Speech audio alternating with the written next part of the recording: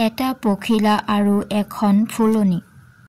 এসময়ত জাপানত এখন বৰ ডাঙৰ ফুলৰ উদ্যান আছিল। সেই উদ্যানখন নানা ৰং বিৰঙৰ পখিলা, ফুল, গছ-গছনি আদিৰে ভৰপূৰ হৈ আছিল। উদ্যানখনত এটা পখিলাই মুক্ত মনে প্ৰায়ে বিচৰণ কৰি ফুৰিছিল আৰু তাই সেই উদ্যানত থকা ফুলবোৰৰ সৈতে বন্ধুত্ব পাতিব খুজিছিল। কিন্তু ফুলবোৰে তাইৰ লগত বন্ধুত্ব পাতিব খোজা নাছিল, কিয়নো পখিলাটোৱে ফুলবোৰৰ ইটো পাহিৰ পৰা আনটো পাহিলৈ জঁপিয়াই ফুৰোতে ফুলবোৰে বৰ কষ্ট পাইছিল আৰু ফুলৰ কোমল আলসুৱা পাহিবোৰ সৰি পৰিছিল। এদিন এটা সৰু ল'ৰাই সেই উদ্যানখনলৈ আহি নানা ৰং বিৰঙৰ ধুনীয়া ফুলবোৰ চাই ফুৰিবলৈ ধৰিলে। এনেতে ল'ৰাটোৰ পখিলাটোৰ ওপৰত চকু পৰিল আৰু পখিলাটো ধৰি আনি সি হাতেৰে আলফুলকৈ মৰম কৰিলে। ল'ৰাটোৱে পখিলাটোক ইমান ভাল পালে যে তেতিয়াৰে পৰা সি সদায় উদ্যানখনলৈ আহি পখিলাটোক মৰম কৰিবলৈ ধৰিলে। আনহাতে ল'ৰাটোৱে আহি সদায় পখিলাটোক মৰম কৰা দেখি ফুলবোৰৰ হিংসা লাগিল।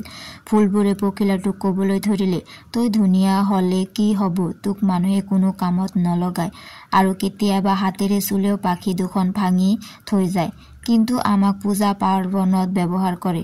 তাৰ উপৰি ঘৰৰ চাৰিওফালে ৰুই দেখাত শুৱনি কৰাৰ লগতে ঘৰৰ ভিতৰতো ধুনীয়াকৈ আলফুলে সজাই থয়।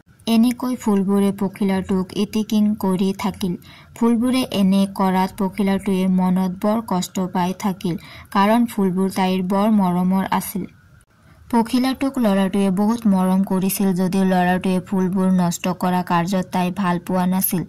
এদিনাখন পখিলাটোৱে ল'ৰাটোক ক'লে, ফুল ছিঙিব নাপায়, ফুলৰ সৌন্দৰ্যই মানুহৰ মনত আনন্দ দিয়ে, ফুল ফুলি ধৰণী ধুনীয়া কৰে, চকুৰে চাই ইয়াৰ সৌন্দৰ্য উপভোগ কৰিব লাগে, হাতেৰে ছিঙি ভাঙি নষ্ট কৰিব নালাগে।